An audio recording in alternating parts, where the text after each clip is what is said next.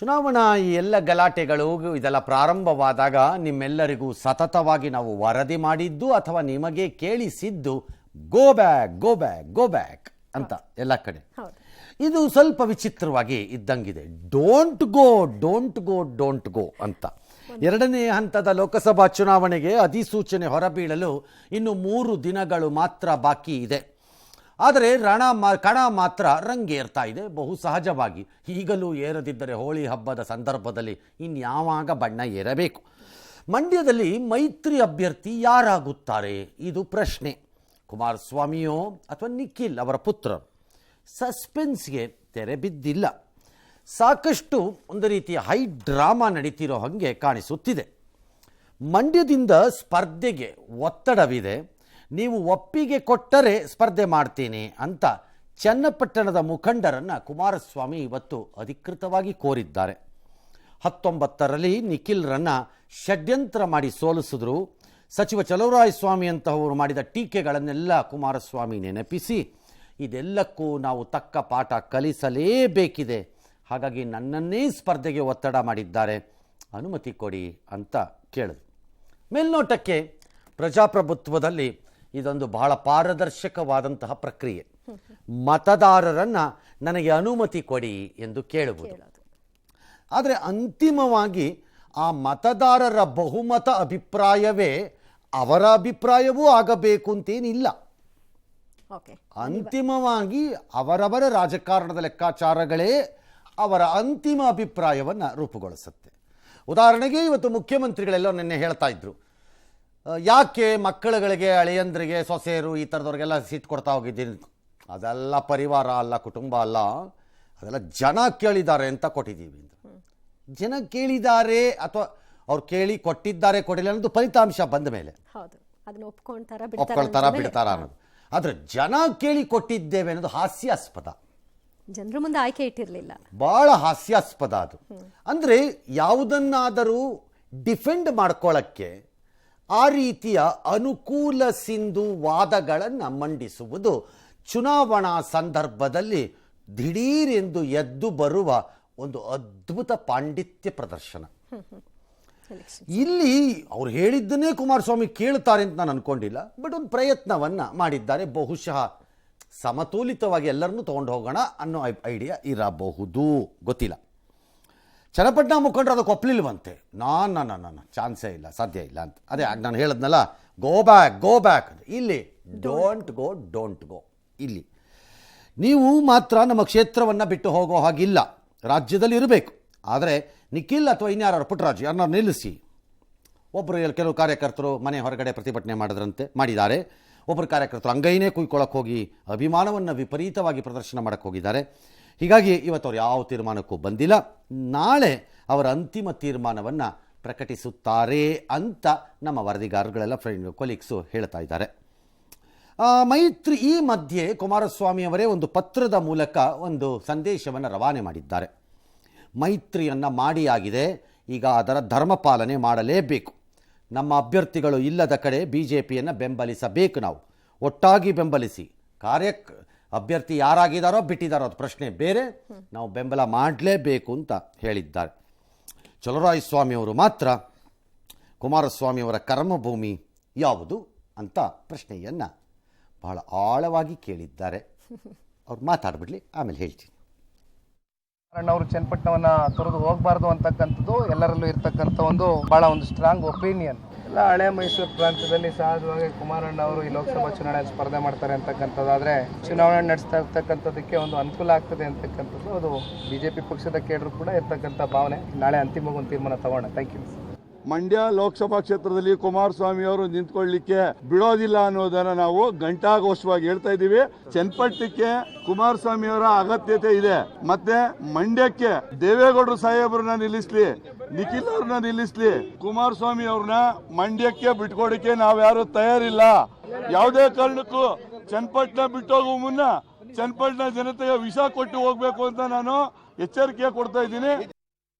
ಎಲ್ಲ ಕರ್ಮಭೂಮಿ ನಂದೇ ಅಂತಾರೆ. ಚಿಕ್ಕಬಳ್ಳಾಪುರಕ್ಕೆ ಹೋದ್ರು ಕರ್ಮಭೂಮಿ ಅಂತಾರೆ, ಅಲ್ಲಿಂದ ಬಂದ್ರೆ ಮಂಡ್ಯ ಇದು ಅಂತಾರೆ.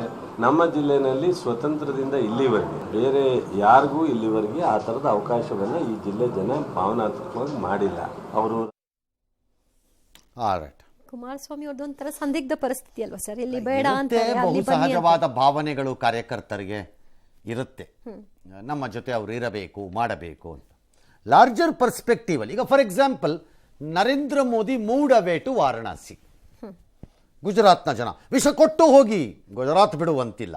ಹೌದು, ಹಾಗೆ ಕೇಳ್ಬೋದಿತ್ತ. ಹಾಗಲ್ಲ ಅದು. ಕೆಲವೊಮ್ಮೆ ರಾಜಕಾರಣದಲ್ಲಿ ಈ ರೀತಿ ಬದಲಾಯಿತ ಕ್ಷೇತ್ರಗಳನ್ನು ಯಾತಕ ಆಯ್ಕೆ ಮಾಡ್ತಾರೆ ಅಂದರೆ ಭವಿಷ್ಯದ ಬೆಟರ್ ರಾಜಕಾರಣವಿದೆಯೇನೋ ಎಂಬ ಲೆಕ್ಕಾಚಾರದಲ್ಲಿ. ಆ ಕ್ಷಣಕ್ಕೆ ನಾನೇನೋ ಆಗ್ಬಿಡ್ಬೇಕು ಅಂತ ಅಲ್ಲಿರಲ್ಲ. ಯಾಕೆ ಅಂತ ಹೇಳ್ತೀನಿ, ಈ ಕೇಸಲ್ಲೂ ಸೇರಿಸೇ ಹೇಳ್ತೀನಿ. Is already N MLA. MP ಆಗುವುದರಿಂದ ಏನೋ ಅಲ್ಲೋಲ ಕಲ್ಲೋಲಾಗಿ ದೆಹಲಿಲೇನೋ ಆಗ್ಬಿಡೋದು, ಭೂಕಂಪ ಅಂತೇನಲ್ಲ. ಏನೂ ಇರಲಿಲ್ಲ ಸರ್, ಸೋತ್ ಸುಮ್ಮನೆ ಮನೇಲಿ ಕೂತಿದ್ದಾರೆ, ಏನಾರು ಒಂದು ಆಗಬೇಕಲ್ಲ ಸರ್ ಹೊರಟಿದ್ದಾರೆ ಅನ್ನೋ ಸ್ಟೇಜ್ ಏನು ಅಲ್ವಲ್ಲ. ಹಾಗಾಗಿ ಯಾತಕ್ಕೆ ಅಂತಹ ನಿರ್ಧಾರ ಆಗಬೇಕು? ಕೆಲವೊಮ್ಮೆ ರಾಜಕಾರಣದ ಲೆಕ್ಕಾಚಾರದಲ್ಲಿ ಇವರು ನಿಂತರೆ ಇಲ್ಲಿ ಸಿಚುಯೇಷನ್ ಬೆಟರ್ ಅಂತಾನು, ಇವರು ಇಲ್ಲಿ ನಿಂತರೆ ಈ ಭಾಗಕ್ಕೆ ಲಾಭವಾದೀತು ಅಂತಾನು ಈ ಲೆಕ್ಕಾಚಾರಗಳಿರುತ್ತೆ. ಫಾರ್ ಎಕ್ಸಾಂಪಲ್ ಈಗ ಕಾಂಗ್ರೆಸ್ನವರು ಯಾರು ದೊಡ್ಡ ಕಾಂಗ್ರೆಸ್ ಲೀಡರ್ ನಮ್ಮ ಭಾಗಕ್ಕೆ ಬಂದು ಸೋನಿಯಾ ಗಾಂಧಿ, ಪ್ರಿಯಾಂಕಾ ಗಾಂಧಿ, ರಾಹುಲ್ ಗಾಂಧಿ ನಿಂತು ಬಿಟ್ರೆ ಎಲ್ಲ ಹಬ್ಸಿದ್ರಲ್ಲ. ಈಗ ರಾಹುಲ್ ಗಾಂಧಿ ಅವ್ರು ಇಲ್ಲಿ ಕರ್ಕೊಂಬಂದು ನಿಲ್ಸಿದ್ರಂಗೆ, ಅಲ್ಲಿ ಕರ್ಕೊಂಬಂದು ನಿಲ್ಸಿದ್ರಂಗೆ ಅಂತ ಏನಕ್ಕೆ ಆ ಸುತ್ತಮುತ್ತಲಿನ ಕ್ಷೇತ್ರಗಳಿಗೆಲ್ಲ ಇದಾಗುತ್ತೆ. ಸಿದ್ದರಾಮಯ್ಯನವ್ರನ್ನ ಕೋಲಾರಕ್ಕೆ ಕರೆದಾಗ ಕೋಲಾರದವರೆಲ್ಲ ಹೇಳ್ತಿದ್ರು ಅಕ್ಕಪಕ್ಕದ ಕ್ಷೇತ್ರಕ್ಕೆಲ್ಲ ಲಾಭ ಆಗ್ಬಿಡುತ್ತದು ಅಂತ. ಹಾಗೆ ಇದುವೇ ಆ ಲೆಕ್ಕಾಚಾರಗಳ ಭಾಗ.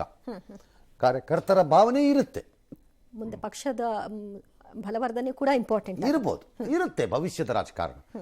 ಎರಡನೇದವ್ರು Channapatna ಬಿಟ್ಟೋದು Channapatna ಬಿಟ್ಬಿಡ್ಬೇಕು ಅಂತೇನಿಲ್ವಲ್ಲ.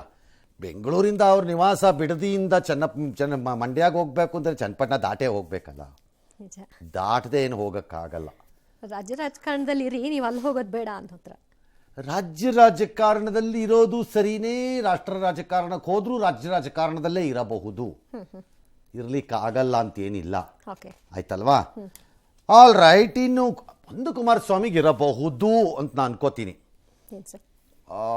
His political innings ಅಂದರೆ ರಾಜಕೀಯ ಆಟ ಕುಟುಂಬದಲ್ಲಿ ಪ್ರಾರಂಭವಾಗಿದ್ದು ಅವರದ್ದು ಬೆಂಗಳೂರು ಗ್ರಾಮಾಂತರದಲ್ಲಿ. ಕನಕಪುರಕ್ಕೆ ಬಂದು ಅವರು ಲೋಕಸಭೆಗೆ ನಿಂತಿದ್ದರಿಂದ, ಕನಕಪುರ ಲೋಕಸಭಾ ಕ್ಷೇತ್ರಕ್ಕೆ ನಿಂತಿದ್ದರಿಂದ. ಹಾಗಾಗಿ ಮೂಲತಃ ನಾನು ಇಲ್ಲಿಂದನೇ ಪ್ರಾರಂಭ ಮಾಡಿದ್ದು, ಈಗ ಬಿಟ್ಟು ಇನ್ನೊಂದು ಜಿಲ್ಲೆಗೆ ಹೋಗ್ತಾ ಇದ್ದೀನೇನೋ, ಜಿಲ್ಲೆಯನ್ನೇ ಬಿಟ್ಟುಬಿಡ್ತಿದ್ದೀನೇನೋ ನಾನು ಅನ್ನೋ ಒಂದು ಭಾವನೆ ಏನಾದ್ರು ಇರಬಹುದೇನೋ. ಬಟ್ ಕರ್ನಾಟಕದ ಒಳಗಡೆ ಆ ರೀತಿಯ ಭಾವನೆಗಳು ಯಾರಿಗೂ ಏನು ಬರಬೇಕಾಗಿಲ್ಲ ನನ್ನ ಪ್ರಕಾರ. ಫಾರ್ ಎಕ್ಸಾಂಪಲ್ ಇದು ಹೊಸದೇನಲ್ಲ. ಈ ರೀತಿ ನಾಯಕರುಗಳು ಜಿಲ್ಲೆಯಿಂದ ಜಿಲ್ಲೆಗೂ ಒಂದು ಕ್ಷೇತ್ರದಿಂದ ಇನ್ನೊಂದು ಕ್ಷೇತ್ರಕ್ಕೂ ಇದೆಲ್ಲ ಹೋಗಿರೋದು ಹೊಸದೇನಲ್ಲ. ಮುಖ್ಯಮಂತ್ರಿಯಾಗಿದ್ದಂಥ SM ಕೃಷ್ಣ ಅವರು ಮಂಡ್ಯ ಬಿಟ್ಟು ಬೆಂಗಳೂರಿಗೆ ಬಂದ್ಬಿಟ್ರು, ಅಸೆಂಬ್ಲಿನಲ್ಲಿ ಬೆಂಗಳೂರಿಗೆ ಬಂದ್ಬಿಟ್ರು ಅವರು. ಇದನ್ನ ನಾನು ಚಲರಾಯಸ್ವಾಮಿಗೆ ಹೇಳ್ತಿರೋದು, ಇದನ್ನ ಕರ್ಮಭೂಮಿ ಅಂತ. ಅವತ್ತು ಕೃಷ್ಣ ಅವರ ಕರ್ಮಭೂಮಿ ಏನಾಗತ್ತವಾಗ, ಹೌದಲ್ಲ? ಆಲ್ ರೈಟ್, ಬಿಟ್ಬಿಡೋಣ. ಈಗ SM ಕೃಷ್ಣ ಅವರು BJPಲಿದ್ದಾರೆ, ಹಾಗಾಗಿ ಅವ್ರಿಗೆ ಇವ್ರು ಕೇಳಂಗಿಲ್ಲ ಅಂತ ಬಿಟ್ಬಿಡೋಣ. ಇವರು ನಂಬಿ ಸಾಗುವ ಅಥವಾ ಇವರು ಒಪ್ಪುವ ನಾಯಕತ್ವ ಆಗಿರೋದ್ರಿಂದ ಸಿದ್ದರಾಮಯ್ಯನವರು ಲೋಕಸಭಾ ಚುನಾವಣೆಗೆ ಹೋಗಿರ್ಲಿಲ್ವಾ ಉತ್ತರ ಕರ್ನಾಟಕಕ್ಕೆ? ಹೋಗಿದ್ರಲ್ಲ. ಆಗ ಅವರ ಕರ್ಮಭೂಮಿ ಏನಾಗತ್ತೆ? ಓಕೆ, ಅದು ಬಿಟ್ಬಿಡೋಣ. ಅಸೆಂಬ್ಲಿನಲ್ಲಿ ಸಿದ್ದರಾಮಯ್ಯನವರು ಈಗ ಬಾದಾಮಿಗೆ ಹೋಗಿರ್ಲಿಲ್ವಾ?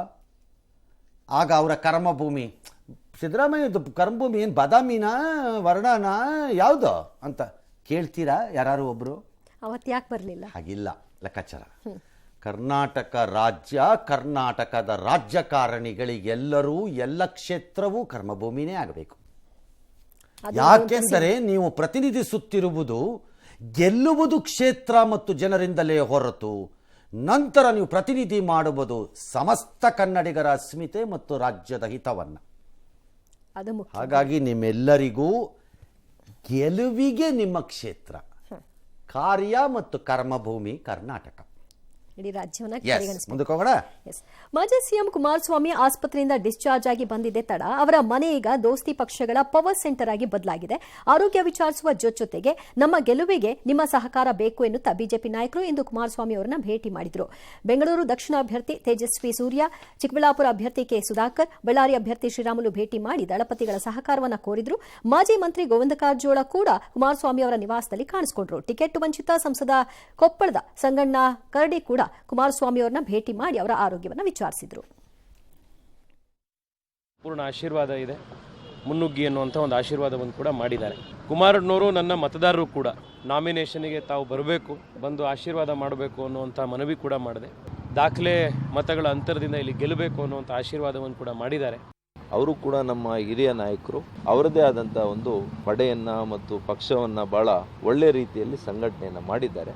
ನಾನು ಅವರು ಹಿಂದೆ ಕೂಡ ಮಾತನಾಡ್ಕೊಂಡಿದ್ವಿ, ನಾವು ಪರಸ್ಪರ ವಿಶ್ವಾಸದಿಂದ ನಾವು ಕೆಲಸ ಮಾಡೋಣ ನಮ್ಮ ಕ್ಷೇತ್ರಗಳಲ್ಲಿ. ಮೈತ್ರಿ ಆಗಿರೋದ್ರಿಂದ ಇದು ಸಹಜ ಅಲ್ಲ ಸರ್? ಬಹಳ ಸಹಜ ಮತ್ತು ತಪ್ಪೇನು.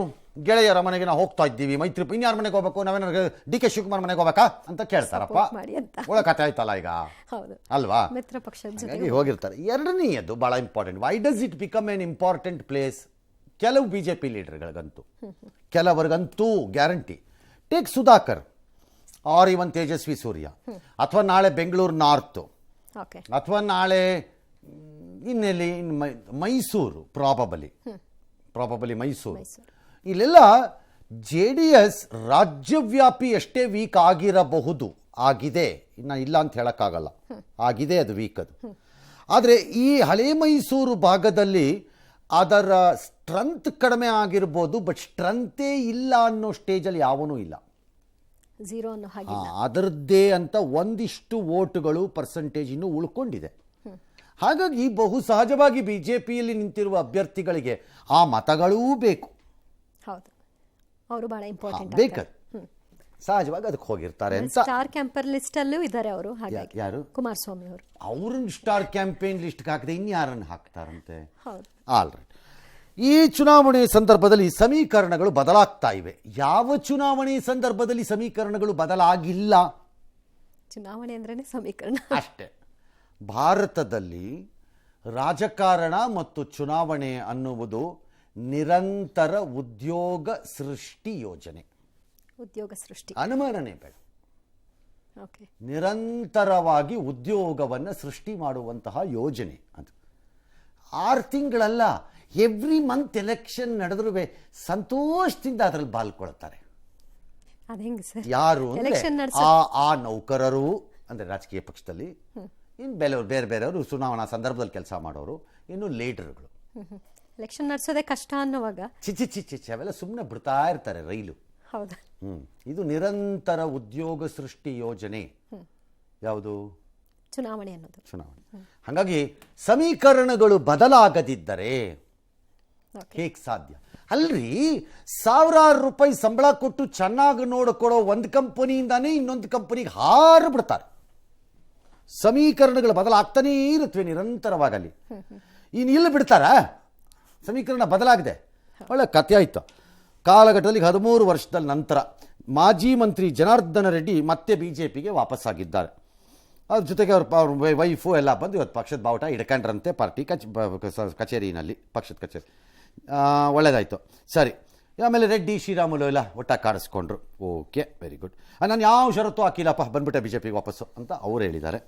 ಕಾಂಗ್ರೆಸ್ನ ಮಾಜಿ ಮಂತ್ರಿ ಟಿ ಜಾನ್ ಪುತ್ರ ಥಾಮಸ್ BJP ಸೇರಿದ್ರಂತೆ. ದಿಸ್ ಈಸ್ ಲಿಟಲ್ ಸರ್ಪ್ರೈಸಿಂಗ್ ನನಗೆ. ಯಾಕೆ ಇದು ಏನು ಲೆಕ್ಕಾಚಾರದಲ್ಲಿ ಇದಾಗ್ತಾ ಇದೆ ಅಂತ ನಂಗೆ ಅರ್ಥ ಆಗಿಲ್ಲ. ಈ ಸಮೀಕರಣ ನನಗೆ ಅರ್ಥ ಆಗಿಲ್ಲ. ಅವರು his father was A very loyal Congress man ಆ ಕಾಲದಲ್ಲಿ. ಇದು ಯಾಕಾಗಿದೆಯೋ ಗೊತ್ತಿಲ್ಲ. ಈ ಮಧ್ಯೆ ರೆಡ್ಡಿಯವ್ರನ್ನ ಸೇರಿಸಿಕೊಂಡ BJPಗೆ ಯಾವುದೇ ತತ್ವ ಸಿದ್ಧಾಂತಗಳಿಲ್ಲದ ಪಕ್ಷ ಅಂತ ಆ ಪಕ್ಷದಲ್ಲೇ ಇದ್ದು ಈಗ ಕಾಂಗ್ರೆಸ್ಗೆ ಹೋಗಿರುವ ಲಕ್ಷ್ಮಣ ಸವದಿಯವರು ಹೇಳಿದ್ದಾರೆ.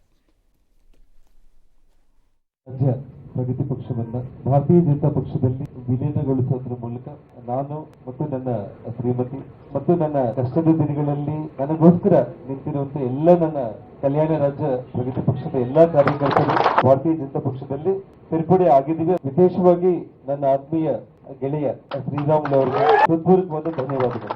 ನನ್ನ ಸ್ವಂತ ಮನೆಗೆ ನಾನು ಮತ್ತೆ ಮರಳಿ ಬಂದಿದ್ದೇನೆ, ನನ್ನ ತಾಯಿ ಮಡಲಿಗೆ ನಾನು ಸೇರ್ಕೊಂಡಿದ್ದೀನಿ ಅನ್ನುವಂಥ ಸಂತೋಷ ನನಗಾಗ್ತಾ ಇರುವಂಥದ್ದು. ನಾನು ರಾಮುಲು ಇಬ್ಬರು ಕೂಡ ಒಂದು ಕುಟುಂಬ ಅಷ್ಟೇ. ಯಾವತ್ತೂ ನಾವು ಒಟ್ಟಿಗಿದ್ದೀವಿ, ಒಟ್ಟಾಗೇ ಇರ್ತೀವಿ, ಕೊನೆಯವರೆಗೂ ಯಾವತ್ತಿಗೂ ಒಟ್ಟಾಗೇ ಇರ್ತೀವಿ. ಇದು ನನ್ನ ಪಕ್ಷ. ಜನಾರ್ದನ್ ರೆಡ್ಡಿ ಅವರು ಮುಂಚೆಯಿಂದ ಕೂಡ ನಮ್ಮ ಪಾರ್ಟಿಯವರೇ. ಪಕ್ಷವನ್ನು ಬಿಡುವಂತ ಟೈಮಲ್ಲಿ ಅವತ್ತು ನಮ್ಮೆಲ್ಲರೂ ಕೂಡ ಸ್ವಲ್ಪ ನೋವು ಕೂಡ ಆಗಿತ್ತು. ಇವತ್ತು ತವ್ರ ಮನೆಗೆ ಅವ್ರು ಪುನಃ ಮರಳುತ್ತಾ ಇದಾರ, ತುಂಬಾ ಸಂತೋಷ ಕೂಡ. ಯಾವ ರೀತಿಯಲ್ಲಿ ಶ್ರೀರಾಮಚಂದ್ರ ಪ್ರಭು ಅಗ್ನಿ ಪರೀಕ್ಷೆದಲ್ಲಿ ಗೆಲ್ಲದ ಮೂಲಕ ಮತ್ತೆ ಯಾವ ರೀತಿಯಲ್ಲಿ ಮನೆಗೆ ವಾಪಸ್ ಬಂದ್ರು, ಆ ರೀತಿಯಲ್ಲಿ ಜನಾರ್ದನ್ ರೆಡ್ಡಿ ಶ್ರೀರಾಮಚಂದ್ರ ಪ್ರಭು ರೀತಿಯಲ್ಲಿ ಅವ್ರ ಮನೆಗೆ ಮರಳಿದ್ದಾರೆ. ಇವತ್ತು ಮಾನ್ಯ ಜನಾರ್ದನ್ ರೆಡ್ಡಿ ಅವರು, ಅದೇ ರೀತಿ ನಮ್ಮ ಆತ್ಮೀಯರಾಗಿರ್ತಕ್ಕಂಥ ಡಾಕ್ಟರ್ ಥಾಮಸ್ ಅವರು, ಮಾಜಿ ಸಚಿವರಾಗಿರ್ತಕ್ಕಂಥ ಟಿ ಜಾನ್ ರವರ ಸುಪುತ್ರರು ಕೂಡ ಹೌದು. ಇಬ್ಬರು ಕೂಡ ಭಾರತೀಯ ಜನತಾ ಪಾರ್ಟಿಯನ್ನು ಅಧಿಕೃತವಾಗಿ ಭಾರತೀಯ ಜನತಾ ಪಕ್ಷದಲ್ಲಿ ತತ್ವ ಮತ್ತು ಸಿದ್ಧಾಂತಗಳು ಯಾವತ್ತೂ ಮಾಯ ಆಗಿದಾವೆ. ಚಾರಿತ್ರ್ಯವಂತರು ಚಾರಿತ್ರ್ಯಹೀನರು ಅನ್ನೋಂಥ ಪ್ರಶ್ನೆ ಇಲ್ಲ. ಈಗ ಅಲ್ಲಿ ಯಾರು ಬೇಕಾದವ್ರು ಎಂಥವ್ರು ಬಂದ್ರು ಸಹಿತ ಭಾರತೀಯ ಜನತಾ ಪಕ್ಷ ಈಗ ಇವರ ಸೇರ್ಪಡೆಯಿಂದ ಈಗ ಯಾವ ರೀತಿ ಬದಲಾವಣೆ ಆಗಬಹುದು ಸರ್, ಬಿಜೆಪಿಯಲ್ಲಾಗ್ಲಿ ಅಥವಾ ರೆಡ್ಡಿ ಜನಾರ್ದನ ರೆಡ್ಡಿ ತವರು ಮನೆಗೆ ಬಂದಿದ್ದಾರೆ ಅಂತ ಹೇಳಬಾರ್ದ್ರಪ್ಪ. ಯಾಕೆ ಸರ್? ಹೆಣ್ಣು ಮಕ್ಕಳನ್ನ ವಾಪಸ್ ತವರು ಮನೆಗೆ ಕರ್ಕೊಳ್ಳೋದು ವಿಚಾರದಲ್ಲಿ ಯಾರ್ದಾರು ಆಸಕ್ತಿ ಇರುತ್ತೆ? ಇಲ್ಲ. ಯಾವ್ದಾದ್ರು ತಂದೆ ತಾಯಿಗೆ ಇರುತ್ತೆ ಆಸಕ್ತಿ? ಮದುವೆ ಮಾಡಿ ನನ್ನ ಮಗಳು ಮದುವೆ ಮಾಡಿ ಕಳ್ಸಿದ್ಮೇಲೆ ವಾಪಸ್ ತವ್ರ ಮನೆಗೆ ಬಂದ್ಬಿಡ್ಬೇಕು ಅಂತ ಏನ್ರಪ್ಪ? ನಮ್ಮ ಮನೆಗೆ ವಾಪಸ್ ಬಂದಿದ್ದಾರೆ ಅಂತ ಬೇಕಾದ್ರೆ ಕರ್ಕೊಳ್ಳಿ, ಯಾವನ್ ಬೇಡ ಅಂದವ್ ನಿಮ್ಮನ್ನ. ತವರು ಅನ್ಬೇಡಿ, ತಾವರೆಲ್ಲ ಹೇಳಬೇಡಿ. Okay next. ಅದೇ 13 ವರ್ಷ ಆದ್ಮೇಲೆ ಮತ್ತೆ ಇವ್ರು ಬಂದಿರೋದ್ರಿಂದ ಜನಾರ್ದನ್ ರೆಡ್ಡಿ ಸ್ಟಾರ್ಟೆಡ್ ತನ್ನ ರಾಜಕಾರಣವನ್ನ ಭಾರತೀಯ ಜನತಾ ಪಕ್ಷದಲ್ಲಿ. ಸುಷ್ಮಾ ಸ್ವರಾಜ್ ಅವರು ಬಳ್ಳಾರಿಯ ಚುನಾವಣೆಯಲ್ಲಿ ನಿಲ್ಲುವ ಹಂತದಲ್ಲಿ ಸೋನಿಯಾ ಗಾಂಧಿ ಅವರ ಮೇಲೆ ಬಳ್ಳಾರಿನಲ್ಲಿ ನೆಟ್ಟಿಗೆ ಹಳ್ಳಿನಲ್ಲಿ ಬಾವುಟ ಕಟ್ಟಕ್ಕೂ ಅಲ್ಲಿ ಜನ ಇರಲಿಲ್ಲ ಬಿಜೆಪಿಗೆ. ಈ ತಂಡ ಏನಿದೆ, ಜನಾರ್ದನ ರೆಡ್ಡಿ, ಸೋಮಶೇಖರ ರೆಡ್ಡಿ, ಕರುಣಾಕರ ರೆಡ್ಡಿ, ರಾಮುಲು, ಇದೆಲ್ಲ ಒಂದು ತಂಡ ಏನಿದೆ, ಇವರೆಲ್ಲರೂ ಸೇರಿಕೊಂಡು, ಇವನ್ ಉಳಿದವರು ಎಲ್ಲ ಬೇರೆ ಬೇರೆ ಎಲ್ಲ ನಾಗೇಂದ್ರ ಯಾರ್ಯಾರೋ ಇದ್ರು ಅಷ್ಟವಾಗೆಲ್ಲ ಅವೆಲ್ಲ ಅವರೆಲ್ಲ ಸೇರಿಕೊಂಡು ಪಕ್ಷವನ್ನು ಅಲ್ಲಿ ಭಾಳ ಚೆನ್ನಾಗಿ ಕಟ್ಟಿದ್ರು, ಚೆನ್ನಾಗೇ ಬೆಳೆಸ್ಕೊಂಡ್ರು. ಆಮೇಲೆ ನಡೆದ ಹಲವಾರು ಬೆಳವಣಿಗೆಯಿಂದ ಅವ್ರು ಆಚೆ ಹೋದ್ರು, ಈಗ ವಾಪಸ್ ಬಂದರು. ಹೌದಾ? ಹಾಗಾಗಿ ಅವ್ರ ಜಾಗ ಅವ್ರು ಸೇರ್ಕೊಂಡ್ರು. ರಾಜ್ಯಸಭೆಯಲ್ಲಿ ಅವರು ಏನು ಪರಿಣಾಮವನ್ನು ಬೀರುತ್ತೆ? ಭಾಗಶಃ ಒಂದಿಷ್ಟು ಹಳೆಯ ಸಂಪರ್ಕಗಳು ಅಥವಾ ಇತರೆ ಶಕ್ತಿಗಳಿಂದಾಗಿ, ಅವರ ಸಾಮರ್ಥ್ಯ ಶಕ್ತಿಗಳಿಂದಾಗಿ ಕೊಪ್ಪಳ, ರಾಯಚೂರು ಮತ್ತು ಬಳ್ಳಾರಿಯಲ್ಲಿ ಒಂದಿಷ್ಟು ಸಹಾಯ ಪಕ್ಷಕ್ಕೆ ಆಗಲ್ಲ ಅಂತ ನಾನು ಹೇಳಕ್ ಬರಲ್ಲ. ಆಗತ್ತೆ, ಒಂದಿಷ್ಟು ಸಹಾಯ ಆಗತ್ತೆ. ಇನ್ನು ತತ್ವ ಸಿದ್ಧಾಂತದ ವಿಷಯ, ಯಾವ ತತ್ವನೂ ಇಲ್ಲ, ಸಿದ್ಧಾಂತನೂ ಇಲ್ಲ. ಲಕ್ಷ್ಮಣ್ ಸವದಿ ಇವರು ಇವೆಲ್ಲ ಮಾತಾಡಲೇಬಾರ್ದು, ಸುಮ್ಮನೆ ಇರಬೇಕು. ನಾವು ಎಲ್ಲಿರ್ತೀವೋ ಆ ತತ್ವ ಸಿದ್ಧಾಂತ ಅಷ್ಟೆ. ಯಾರಿಗೆ ತತ್ವ ಸಿದ್ಧಾಂತ ಇದೆ ಈ ದೇಶದಲ್ಲಿ? ಈ ರೀತಿಯ ತತ್ವ ಸಿದ್ಧಾಂತಗಳ ಪ್ರತಿಪಾದನೆಯನ್ನು ಮಾಡುವಂತಹ ನೈತಿಕ ಹಕ್ಕು ಯಾವ ರಾಜಕೀಯ ಪಕ್ಷಕ್ಕೂ ಉಳ್ಕೊಂಡಿಲ್ಲ. ನಮ್ಮ ದೃಷ್ಟಿಕೋನದಲ್ಲಿ, ಅಂದರೆ ಮತದಾರನ ದೃಷ್ಟಿಕೋನದಲ್ಲಿ, ಮೂರನ್ನು ಬಿಟ್ಟು ನಿಂತವರು ಯಾರಾದರೂ ಇದ್ದರೆ ಅದು ಆ ರಾಜಕೀಯ ಪಕ್ಷದವರೇ. ಮೂರನ್ನು ಬಿಟ್ಟು ನಿಂತಿರೋರವರು ಯಾವ ಬದ್ಧತೆನೂ ಯಾವುದೂ ಇಲ್ಲ. ನಾನು ಸೌದಿಗೆ ಹೇಳ್ತಿಲ್ಲ ಅದನ್ನ. ಎಲ್ಲ ರಾಜಕಾರಣಿ Savadi must understand, no political party has this moral right to talk. All right, if that is the argument Lakshman Savadi ಅವರದ್ದು, ನಾನು ಕೇಳ್ತೀನಿ ಬೇಕಾದ್ರೆ. ಅವಾಗ ಸಿಖ್ಖರ ಮಾರಣ ಹೋಮದ ಆರೋಪವನ್ನು ಹೊತ್ತಿರುವಂತಹ ಜಗದೀಶ್ ಟೈಟ್ಲರ್ ಅಂತವ್ರನ್ನ ಕಾಂಗ್ರೆಸ್ ಹೇಗೆ ನಡೆಸ್ಕೊಂಡಿದೆ ಜೊತೆಯಾಗಿಟ್ಕೊಂಡು? ಯಾಕೆ ನಡೆಸಿದ್ರಿ? Is it not a moral authority ಅದು ಆ ವಿಚಾರದಲ್ಲಿ? ಹಂಗಾರೆ ರೈಟ್, ಈ ಪ್ರಕರಣದಲ್ಲಿ ಜನಾರ್ದನ್ ರೆಡ್ಡಿ ಈಗ ಆರೋಪ ಅಂತೂ ಬಂದಾಗಿದೆ. He has to face the consequences of it. Prove ಆದಾಗ ನಾಳೆ ಕೋರ್ಟಲ್ಲಿ 4 ವರ್ಷನೋ 3 ವರ್ಷನೋ ಜೈಲಲ್ಲಿ ಹೋಗಿದ್ರು, ವಾಪಸ್ ಬಂದರು, ಎಲ್ಲ ಮುಗಿದಿದೆ. ಈಗ ಅದು ನಾಳೆ ಕೋರ್ಟ್ ಏನು ತೀರ್ಮಾನ ಮಾಡುತ್ತೋ ಮಾಡಬೇಕು. ಬಟ್ ಮಾಡಬೇಕು ಕೋರ್ಟ್ ತೀರ್ಮಾನ ಮಾಡಬೇಕು ಅಲ್ವಾ? ಯಾಕಂದ್ರೆ ಈಗ ಆ ರೀತಿ ಕಾಂಗ್ರೆಸ್ನಲ್ಲಿ ಬಹಳ ಜನ ಹಂಗಾರೆ ಈಗ ಹೋಗಿ ಬಂದ್ಬಿಟ್ಟಿದ್ದಾರೆ. ಅವ್ರನ್ನೆಲ್ಲ ಏನು ಮಾಡ್ತೀರಿ? ಅವ್ರನ್ನೆಲ್ಲ ಏನು ಮಾಡ್ತೀರಿ ಹಂಗಾರೆ? ಹಾಗಾಗಿ ನನ್ನ ಲೆಕ್ಕಾಚಾರದಲ್ಲಿ ಈ ರೀತಿಯ ತತ್ವ ಸಿದ್ಧಾಂತಗಳನ್ನು ದಯವಿಟ್ಟು ಯಾವುದೇ ರಾಜಕೀಯ ಪಕ್ಷದವರು ಪ್ರತಿಪಾದನೆ ಮಾಡಬೇಡಿ. ಯಾಕಂದ್ರೆ ನಮ್ಮ ದೃಷ್ಟಿಯಲ್ಲಿ ನೀವು ಮೂರನ್ನು ಬಿಟ್ಟು ನಿಂತವರು. ಯಾವ ನೈತಿಕತೆನೂ ಇಲ್ಲ. ನಾವು ನಮ್ಮ ಮಾನ ಮರ್ಯಾದೆ ಉಳಿಸಿಕೊಳ್ಳಲಿಕ್ಕೆಂದು ಬಂದು ಮತ ಹಾಕುತ್ತಿದ್ದೇವೆ. ನಿಮ್ಮ ಮರ್ಯಾದೆ ಕಾಪಾಡಕ್ಕಲ್ಲ, ನಮ್ಮ ಮರ್ಯಾದೆ ಉಳಿಸ್ಕೊಳ್ಳಕ್ಕೆ. ಸರ್ ನಮ್ಮ ಮರ್ಯಾದೆ ಏನಿದೆ ಅಂದರೆ ಈ ದೇಶದಲ್ಲಿ ಹುಟ್ಟಿರುವುದರಿಂದ ಮತ್ತು ಅದರ ಎಲ್ಲ ಲಾಭಗಳನ್ನು ಪಡೆದುಕೊಂಡಿರುವುದರಿಂದ ಮತ್ತು ಈ ದೇಶಕ್ಕೆ ಒಂದು ವ್ಯವಸ್ಥೆಯನ್ನು ನಮ್ಮ ಹೆಸರಿನಲ್ಲೇ ಕಟ್ಟಿಕೊಂಡಿರುವುದರಿಂದ ಆ ಜವಾಬ್ದಾರಿಯನ್ನು ಅರಿತು ಬಂದು ಮತ ಹಾಕುತ್ತಿದ್ದೇವೆ ಹೊರತು ನಿಮ್ಮ ಮಾನ ಮರ್ಯಾದೆ ನಾಚಿಕೆಗಳನ್ನು ನೋಡಿಕೊಂಡು ಅಲ್ಲ. ಮುಂದಕ್ಕೆ ಹೋಗೋಣ. ಒಂದು ವಿರಾಮ. ಸಾರಿ, ಬಿಜೆಪಿ ಬಾಕಿ ಉಳಿಸಿಕೊಂಡಿರುವಂತಹ ಚಿತ್ರದುರ್ಗ ಕ್ಷೇತ್ರದ ಟಿಕೆಟ್ ಯಾವುದೇ ಕ್ಷಣದಲ್ಲಿ ಘೋಷಣೆ ಆಗುವ ಸಂಭವ ಇದೆ. ರಾಜ್ಯ ಬಿಜೆಪಿಯಲ್ಲಿ ಭುಗಿಲೆದ್ದಿರುವ ಬಂಡಾಯ ಶಮನಕ್ಕೆ ಮಾಜಿ ಸಿಎಂ ಯಡಿಯೂರಪ್ಪ ಪ್ರಯತ್ನ ಮುಂದುವರೆಸಿದ್ದಾರೆ. ದಾವಣಗೆರೆಯ ಅಸಮಾಧಾನಿತರ ಸಭೆಯನ್ನು ಕೂಡ ಕರೆದ್ರು. ಆದರೆ ರೇಣುಕಾಚಾರ್ಯ, ರವೀಂದ್ರನಾಥ್ ಸೇರಿದ ಪ್ರಮುಖರು ಗೈರಾಗಿದ್ರು. ಹೀಗಾಗಿ ನಾಳೆ ದಾವಣಗೆರೆಗೆ ಖುದ್ದು ಯಡಿಯೂರಪ್ಪ ಅವರು ಹೋಗಲಿಕ್ಕೆ ತೀರ್ಮಾನ ಮಾಡಿದ್ದಾರೆ. ಕೊಪ್ಪಳದ ಅಭ್ಯರ್ಥಿ ಬದಲಿಸುವಂತೆ ಆಗ್ರಹಿಸಿ ಬೊಮ್ಮಾಯಿ ನಿವಾಸದ ಮುಂದೆ ಸಂಸದ ಕರಡಿ ಸಂಗಣ್ಣ ಬೆಂಬಲಿಗರು ಪ್ರತಿಭಟನೆ ನಡೆಸಿದ್ರು. ಈ ಬೆನ್ನಲ್ಲೇ ಯಡಿಯೂರಪ್ಪ, ವಿಜೇಂದ್ರ, ಪ್ರಹ್ಲಾದ್ ಜೋಶಿ, ಬೊಮ್ಮಾಯಿ ಸೇರಿ ಅವರನ್ನ ಮನವೊಲಿಸಿದ್ರು. ಮನವೊಲಿಕೆ ಕಾರ್ಯ ಯಶಸ್ವಿ ಕೂಡ ಆಯಿತು. ಇನ್ನು ರಂಭಾಪುರಿ ಶ್ರೀಗಳ ಆಶೀರ್ವಾದ ಪಡೆದ ಮಾಜಿ ಮಂತ್ರಿ ಕೆಎಸ್ ಈಶ್ವರಪ್ಪ ಸ್ಪರ್ಧೆಯಿಂದ ಹಿಂಪಡೆಯೋಲ್ಲ ಅನ್ನುವಂಥ ನಿರ್ಧಾರವನ್ನು ಈಗಲೂ ಕೂಡ ಹೇಳ್ತಾ ಇದ್ದಾರೆ. ಅಶೋಕ್ ಕೂಡ ಈ ಬೀದರ್ ಬಂಡಾಯ ಶಮನ ಆಗುತ್ತೆ ಅಂತ ತಿಳಿಸಿದ್ದಾರೆ. ಇನ್ನು ಜೆಡಿಎಸ್ ನಾಯಕರನ್ನ ಕಡೆಗಣಿಸಿದ್ದಾರೆ ಎಂಬ ಆರೋಪವನ್ನು ಚಾಮರಾಜನಗರ ಬಿಜೆಪಿ ಅಭ್ಯರ್ಥಿ ಬಾಲರಾಜು ಅವರು ತಳ್ಳಹಾಕಿದ್ದಾರೆ. ಈಗಾಗಲೇ ಜಿಟಿಡಿ ಸೇರಿದಂತೆ ಜೆಡಿಎಸ್ ಮುಖಂಡರ ಭೇಟಿ ಮಾಡಿದ್ದೀವಿ ಅಂತ ಹೇಳಿದ್ದಾರೆ. ನಾಳೆ ದಾವಣಗೆರೆಗೆ ನಾನು ಅಗ್ರವಾಲ್ ರವಿಕುಮಾರ್ ಹೋಗ್ತಾ ಇದ್ದೀವಿ. ಎಲ್ಲವೂ ಸರಿ ಹೋಗುತ್ತೆ, ಹೋಗಿ ಮಾತಾಡ್ಕೊಂಡು ಬರ್ತೀವಿ. ಕೊಪ್ಪಳ ಲೋಕಸಭಾ ಒಂದು ಚುನಾವಣೆ ಕ್ಷೇತ್ರದ ಒಂದು ಟಿಕೆಟ್ ಮಿಸ್ ಆಗಿರತಕ್ಕಂಥ ಹಿನ್ನೆಲೆಯಲ್ಲಿ ಎಲ್ಲ ಹಿರಿಯರು ಮತ್ತು ಕಾರ್ಯಕರ್ತ ಅಭಿಮಾನಿಗಳು ಒಂದು ಪ್ರಶ್ನೆಯನ್ನು ಇಟ್ಟಿದ್ರು ನಮ್ಮ ವರಿಷ್ಠರ ಮುಂದೆ. ನಾವು ಬರ್ತಾ ಇದ್ದೇವೆ, ನೀವೆಲ್ಲರೂ ವರಿಷ್ಠರು ಇಲ್ಲಿ ಸೇರಬೇಕು ಮತ್ತು ನಮಗೆ ಆದ ಅನ್ಯಾಯವನ್ನು ತುಂಬಿಕೊಡ್ಬೇಕಂತ ಕೂಡ ಒಂದು ಮನವಿ ಇತ್ತು. ಅವರು ಈ ದೇಶಕ್ಕೆ ಮತ್ತೊಮ್ಮೆ ನರೇಂದ್ರ ಮೋದಿ ಅವರು ಪ್ರಧಾನಿ ಆಗಬೇಕಂತೇಳಿ ಕೂಡ ಒಂದು ನಮ್ಮೆಲ್ಲರ ಬಯಕೆ ಇದೆ. ಜನ ಕೂಡ ಅದನ್ನು ಬಯಸ್ತಾ ಇದ್ದಾರೆ. ಆ ಹಿನ್ನೆಲೆಯಲ್ಲಿ ಏನಾದರೂ ಸಣ್ಣ ಪುಟ್ಟ ಬೀದರಲ್ಲಿ ಯಾವುದು ಬಂಡಾಯ ಇಲ್ಲ, ಎಲ್ಲ ಶಮನ ಆಗಿದೆ. ನಮ್ಮೆಲ್ಲ ಶಾಸಕರ ಜೊತೆ ಅರ್ಧ ಗಂಟೆ ಸಮಯವನ್ನು ಇಂಡಿವಿಜುವಲ್ ಆಗಿ ಮಾತಾಡಿದ್ದೀನಿ. ಮತ್ತು ನಮ್ಮ ಶಾಸಕರು, ಮಾಜಿ ಶಾಸಕರಿದ್ದಾರೆ, ನಮ್ಮ ಕೋರ್ ಕಮಿಟಿ ಸದಸ್ಯರೇನಿದ್ದಾರೆ, ಮತ್ತು ವಿವಿಧ ಸಮುದಾಯಗಳು, ಬೇರೆ ಬೇರೆ ಸಮುದಾಯಗಳು ಕೂಡ ಲೀಡರ್ಸ್ ಎಲ್ಲ.